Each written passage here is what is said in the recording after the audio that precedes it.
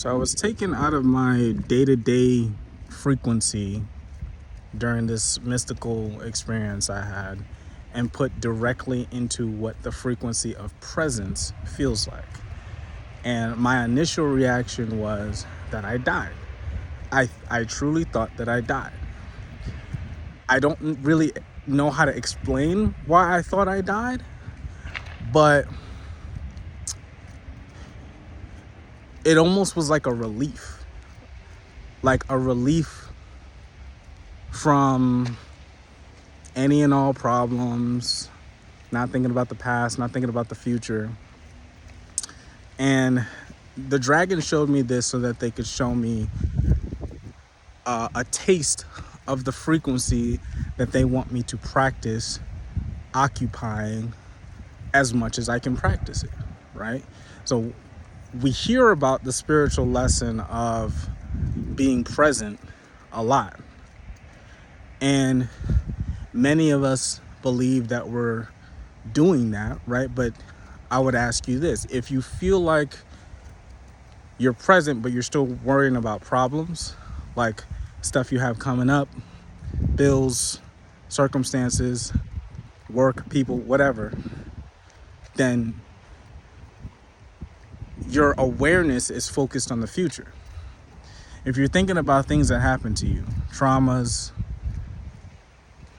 stuff from the past, reminiscing on stuff, not that there's anything wrong with either of these things, right? Because it's a very natural thing to do, is to think about something in the future or think about something in the past. But being present is to eliminate all of that. When I was in this state, I was experiencing a very high degree of synchronicity. I don't know how to explain that other than the stuff that was around me and the time. I even went as far as to looking on TikTok and YouTube, because when I got taken into this state, everything still looked the same.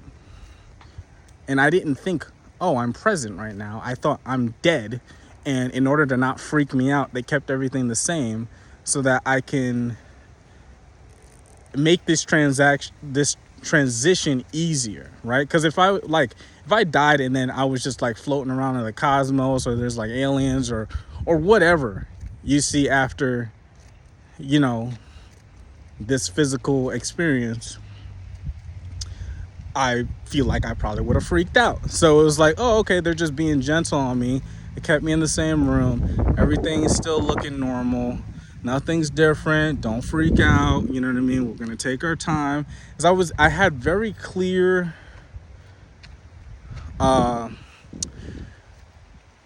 what's the word I want to use? I could hear spirit. I could hear my higher self, God, whatever you want to call it. I could hear something higher than me communicating to me hey, everything's okay, everything's fine. But they didn't tell me, hey, you're not dead, you're just being present right now, right? And I thought that was a very interesting thing, is that why is it that I feel like I'm dead being present? But I guess it's because all attachment to problems or things in life, they kind of just, they cut the cord for a second. And I had this experience of I felt like if I opened the door to the room that I was in, that it would be some cosmic anomaly or something. I don't know how good I'm explaining this experience that I had, but it taught me a lot. It taught me that I wasn't being truly present.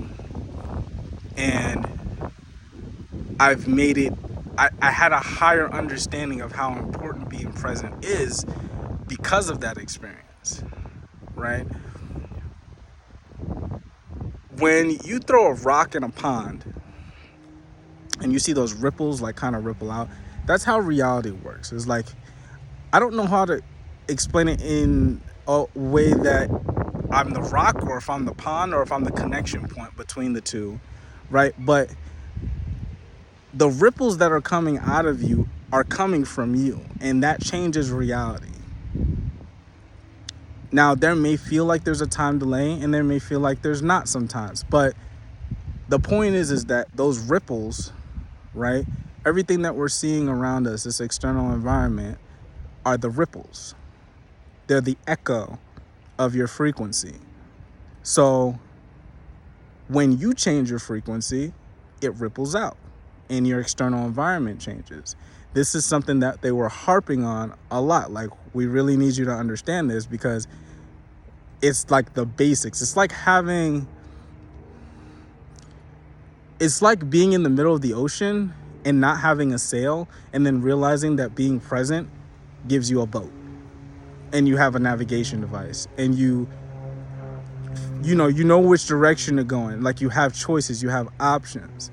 It's like being at your control center or your control tower. However you want to look at it. It's like you have a way to navigate when you're present. But when you're not present, you're allowing the external to dictate how you feel, and that doesn't necessarily put you in the direction that you want to go. It puts you in the direction of how you're feeling based on something that's external from you. But the external is not really external. The external is an echo, or that ripple that I was talking about. So I hope that this is coming out in a way where somebody's like, I know what you're talking about, because my intention is just to teach this state, right? Which is where all of the information is. There is no future. There's the perception of future and past, but the only thing that's existing is right now, right? And our state of being, whether if it's joy or fear or whatever you're feeling right now, is a choice. You choose to feel that way based on what's presented to you, whether if it's happy or it's not happy. Something happens, I don't like this. Then you feel a particular way, that ripple happens, and you get presented with more things based on the feeling, and not based on taking the wheel on if you're present, or if you feel like you're kind of drifting into a space of being reactory to the environment. Yeah. So I just wanted to share that with you guys. That was a very important lesson that was taught to me by the dragons, and it's something that I do my best to practice every day, because out of all the things I've experienced and learned up until this point, that's probably the most powerful thing that I've learned, applied, and seen a reaction in my environment. So I will see you guys later.